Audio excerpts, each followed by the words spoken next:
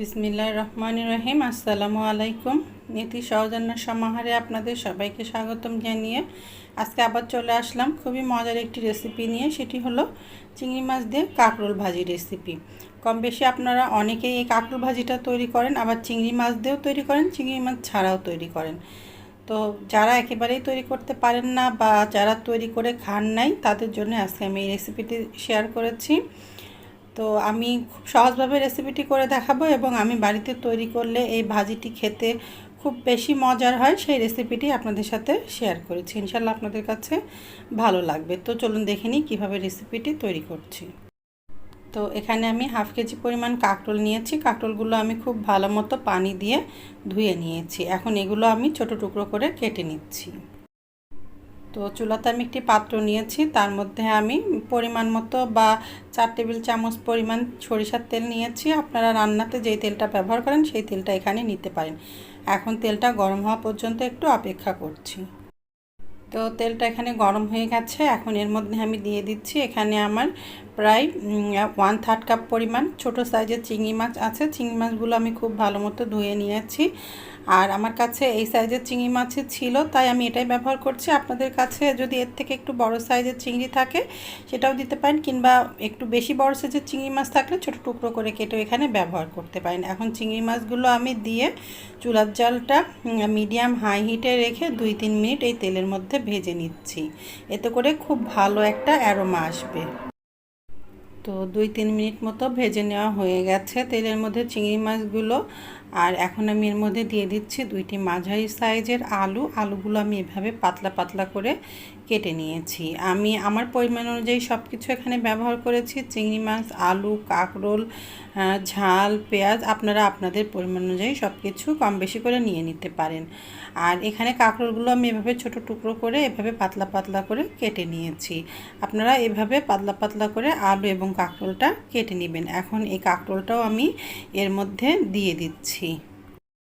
আচ্ছা, আপনারা যদি কেউ এর মধ্যে চিংড়ি মাছটা না দিতে চান তাহলে চিংড়ি মাছটা বাদ দিবেন, দিয়ে নর্মালি যেভাবে কাঁকরোলটা আমি ভাজি করে নিচ্ছি এভাবেই আপনারা ভাজি করে নেবেন, শুধু চিংড়ি মাছে দেওয়ার অংশটুকু বাদ দিয়ে দিবেন। এখন আমি সব কিছু একটু নাড়াচাড়া করে মিশিয়ে নিচ্ছি। এই কাঁকরোল ভাজিটা কিন্তু খেতে অনেক মজার। গরম গরম ভাতের সাথে কিন্তু এই রকম কাঁকরোল ভাজি হলে কিন্তু আর কোনো কিছুই লাগবে না, 1 প্লেট ভাত কিন্তু এমনিতেই শেষ হয়ে যাবে যদি এই রকম কাঁকরোল ভাজি থাকে। তো সব নাড়াচাড়া করে মিশিয়ে নিয়েছি। এর মধ্যে এখন দিয়ে দিচ্ছি আমি 1 চা চামচ পরিমাণ লবণ যদি আবার লাগে পরে দিয়ে নিব। এখন এর মধ্যে দিয়ে দিচ্ছি হাফ চা চামচ পরিমাণ হলুদের গুঁড়া। এখন এই লবণ আর হলুদের গুঁড়াটা দিয়ে আমি এটা খুব ভালো মতো নাড়াচাড়া করে নিব। আর এখনই আমি কোনো ঢাকনা দিব না, ঢাকনা ছাড়া অবস্থায় এই কাঁকরোল থেকে কিছুটা পানি ছাড়বে, সেই পানিটা একেবারে শুকিয়ে যাওয়া পর্যন্ত কাঁকরোলটা আমি এভাবেই হতে দিব। মাঝে মাঝে একটু নাড়াচাড়া করে দিব যেন তলার দিকটা লেগে বা পুড়ে না যায়। আর শুরুর দিকে যদি ঢাকনাটা দিয়ে ঢেকে দেওয়া যায় তাহলে কিন্তু কাঁকরোলটা অনেক বেশি সেদ্ধ হয়ে যায়, একটু পানি পানি থাকে, সেটা আসলে আমার কাছে খেতে ভালো লাগে না। আর আমি এভাবেই ভাজিটা করি, এভাবে করলে আমার কাছে খেতে অনেক বেশি ভালো লাগে, এজন্য আমি আপনাদের সাথে এই রেসিপিটি শেয়ার করছি। দেখেন কাঁকরোল থেকে কতটা পানি বের হয়েছে। ঠিক এই পানিটা একেবারে শুকিয়ে যখন যাবে তখনই আমি ঢাকনা দিয়ে ঢেকে এটি হতে দিব। আর এখনই আমি পেঁয়াজ কাঁচামরিচ দিচ্ছি না, পরে দিব। তো বেশ কিছু সময় হয়ে গেছে, দেখেন কাঁকরোল থেকে আর কোনো পানি নেই, নিচে এটা দেখা যাচ্ছে এটা তেল। এখন পানিটা পুরোপুরিভাবে শুকিয়ে গেছে, চুলার জালটা মাঝারিতেই ছিল। এখন আমি এর মধ্যে দিয়ে দিব পেঁয়াজ আর কাঁচামরিচ। যখন দেখবেন যে কাঁকরোল থেকে এভাবে পানিটা শুকিয়ে যাবে আর কোনো পানি থাকবে না, ঠিক তখনই কিন্তু আপনারা পেঁয়াজ আর কাঁচামরিচটা দিয়ে দিবেন। অনেকে তেলের ওপরে কাঁচামরিচ পেঁয়াজ দিয়ে ভাজিটা করেন, সেই ভাজিটা খেতেও অন্যরকম স্বাদ লাগে, এটাও কিন্তু একটু আলাদা রকম স্বাদ লাগে। আপনারা এইভাবে একবার করে খেয়ে দেখবেন, তাহলেই বুঝবেন যে এটা খেতে কতটা মজার। এখানে আমি 4টি মাঝারি সাইজের পেঁয়াজ কুচি নিয়েছি, আর নিয়েছি এখানে আমি 7-8টি মতো কাঁচামরিচ। আমার কাঁচামরিচগুলো খুবই ছোট ছোট ছিল, ঝালটাও খুব একটা বেশি ছিল না, এজন্য একটু বেশি দিয়েছি। আপনারা আপনাদের কাঁচামরিচের ঝালের উপরে নির্ভর করে কাঁচামরিচটা কম বেশি করে দিয়ে নিতে পারেন। আর পেঁয়াজটাও আপনারা আপনাদের পরিমাণ মতো দিয়ে নিতে পারেন। এখন পেঁয়াজ কাঁচামরিচ দিয়ে একটু নাড়াচাড়া করে মিশিয়ে নিচ্ছি। তো সব নাড়াচাড়া করে মিশিয়ে নিয়েছি। এখন আমি ঢাকনা দিয়ে ঢেকে চুলার জালটা লো হিটে দিয়ে 10 মিনিটের জন্য হতে দিচ্ছি। 10 মিনিট পরে দেখে নিব ঢাকনা খুলে যে কাঁকরোল আর আলুটা পুরোপুরিভাবে সেদ্ধ হয়ে গেছে কিনা। আর এই ছিদ্রটা আমি টিস্যু দিয়ে বন্ধ করে দিচ্ছি যেন খুব ভালো মতো ভাপে আলু আর কাঁকরোলটা সেদ্ধ হয়ে যায়। তো ঠিক আছে, এটি হতে থাক। চুলার জালটা লোতে দিয়ে তারপর আমার রেসিপিতে ফিরে আসছি।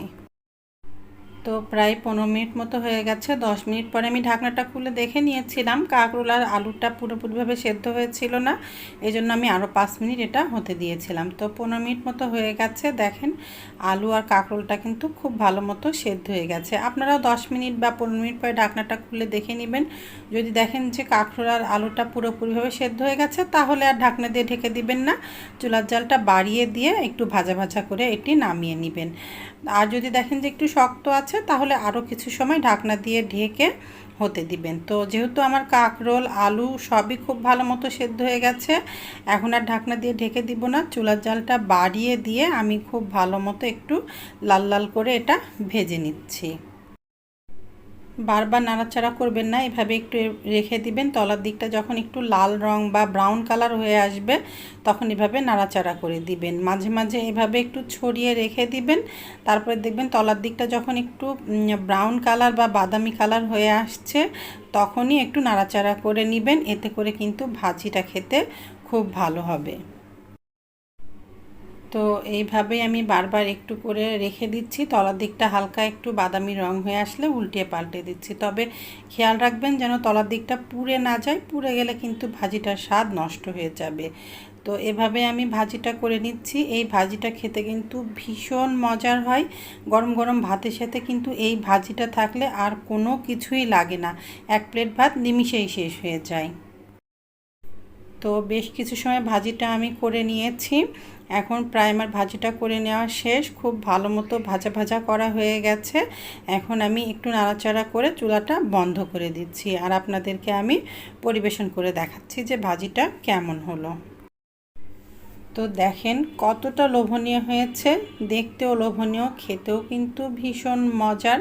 এই গরমের সময় যদি কোনো কিছু দিয়ে ভাত খেতে ভালো না লাগে এই রকম করে কাঁকরোল ভাজিটা তৈরি করে নেবেন, দেখবেন যে সবাই আঙুল চেটে পুটে খাবে।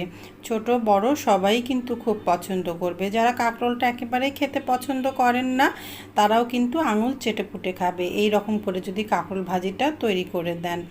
তো সবসময় মতো যদি আমার রেসিপিটি আপনাদের কাছে ভালো লাগে তাহলে অবশ্যই লাইক কমেন্ট শেয়ার করতে ভুলবেন না। তো আজকের মতো আমি এখানেই রাখছি। আসসালামু আলাইকুম, আল্লাহ হাফেজ।